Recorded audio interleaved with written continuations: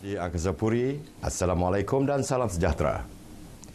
Terapi multisensori, satu aktiviti pembelajaran khusus buat murid berkeperluan khas bagi memupuk minat belajar dalam kalangan murid. Menurut Guru Penolong Kanan Pentadbiran Sekolah Kebangsaan Kuala Perlis, Zulkarnain Maknayan, kaedah tersebut merangsang perkembangan minda murid menerusi penglihatan, pendengaran, sentuhan, bau, rasa dan rangsangan sendi. Selain itu, terapi multisensori juga merangsang minat murid keperluan khas melalui aktiviti seperti memasak, menonton filem, mendengar muzik dan sebarang aktiviti yang bertepatan dengan minat dan permasalahan murid. Setakat ini, kedatangan mereka tidaklah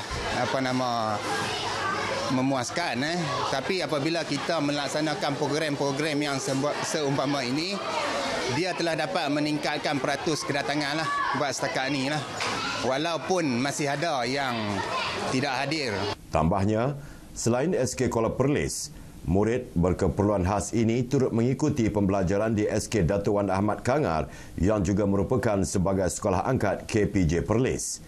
Beliau ditemui pada program sambutan Hari Lahir Apresiasi dan Sifar Ponteng Sekolah Murid Berkeperluan Khas di McDonald Kangar melibatkan penyertaan seramai 53 orang murid berkeperluan khas. Kami sentiasa akan memberi sokongan sebab kami pun cuba melibatkan diri dalam program-program yang kita panggil CSR lah. So di mana kita akan memberi sumbangan juga kepada kanak-kanak ataupun murid-murid seperti yang berkeperluan khas lah. Program ni akan meningkatkan lagi minat budak prasekolah ni untuk pergi ke sekolah lah, macam untuk menambahkan minat mereka, tambah pengalaman mereka dalam suasana yang keadaan yang macam ni lah. Pada program ini, Pusat Pakar Perubatan KPJ Perlis dan McDonald's Kangar turut menyumbang keperluan yang diperlukan. 10 buah sekolah di Perlis menerima sumbangan mesin penyejuk air, sumbangan syarikat MSM Malaysia Holdings Berhad MSM yang juga anak syarikat FGV Holdings Berhad. Bantuan itu merupakan peruntukan agihan zakat syarikat berkenaan. Antara sekolah yang terpilih menerima sumbangan berkenaan SK Bukit Ketri, SK Tengku Budriah, SK Kampung Salang dan SMK Agama Perempuan Kangar. Water cooler merupakan yang pertama. Seperti saya kata tadi, kita akan berbincang dengan mereka-mereka yang terbabit. Apakah lagi yang boleh kita bantu sedikit sebanyak.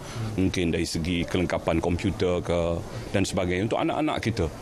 Menurut Ketua Pegawai Eksekutif Kumpulan MSM, Datuk Hairil Anwar Aziz, pada tahun 2018, Kumpulan MSM telah membayar zakat perniagaan kepada MAIPS sebanyak RM500,000 dari keseluruhan RM1.5 juta yang ditunaikan.